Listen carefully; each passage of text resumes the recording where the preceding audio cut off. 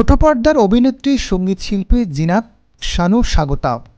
অনেকদিন ধরেই আলোচনায় নেই এই অভিনেত্রী।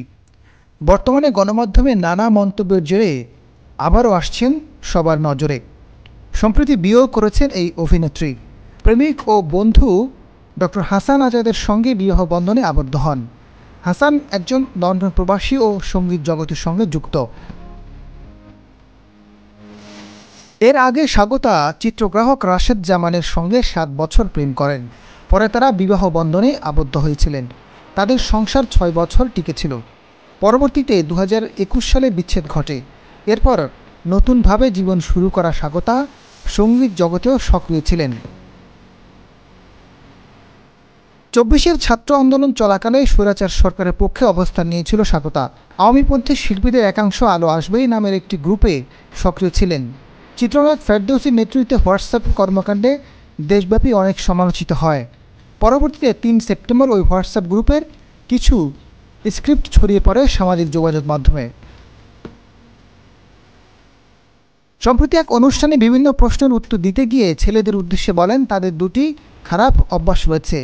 তারা বসতে দিলে শুইতে চায় আর একটু পরেই মাথায় উঠে যায়। মেয়েদের ছাড়া চলতে পারে না।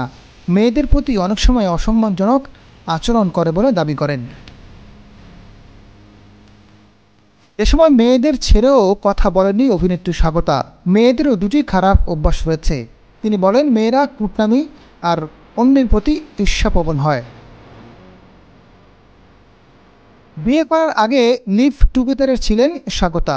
বিষয়টিকে স্বাভাবিক মনে করছেন তিনি। বিয়ে করার আগে লিভ টুগেদার করা উচিত কিনা জানতে চাইলে তিনি বলেন, এটা একেবারেই ব্যক্তির উপর নির্ভর করে। বিয়ের আগে তিনি এবং হাসান 1 বছর লিভ টুগেদার করেছেন। তারপর তারা দুজনে একে অপরকে পার্টনার হিসেবে পছন্দ করেন। তাদের সিদ্ধান্তে উভয় পরিবারের কোনো আপত্তি ছিল না। তাদের পরিবারের সবাই বিষয়টি মেনে নিয়েছে এবং সমর্থনও করেছিল বলে জানান এই অভিনেত্রী। লিভ টুগেদার নিয়ে সামাজিক দৃষ্টিভঙ্গির পরিবর্তন হয়েছে বলে দাবি করেন স্বাগতা। তিনি জানান, সমাজও তাদের বিষয়টি মেনে নিয়েছে। প্রথমে একটু সময় লেগেছিল, পরে বিষয়টা স্বাভাবিক হয়ে গেছে। সমাজও নাকি পরিবর্তন হচ্ছে। তার ডিভোর্স যেমন নর্মালাইজ হয়েছে, তেমনি লিভ টুগেদারও একদিন নর্মালাইজ হবে। Azad Faruk, GTV news.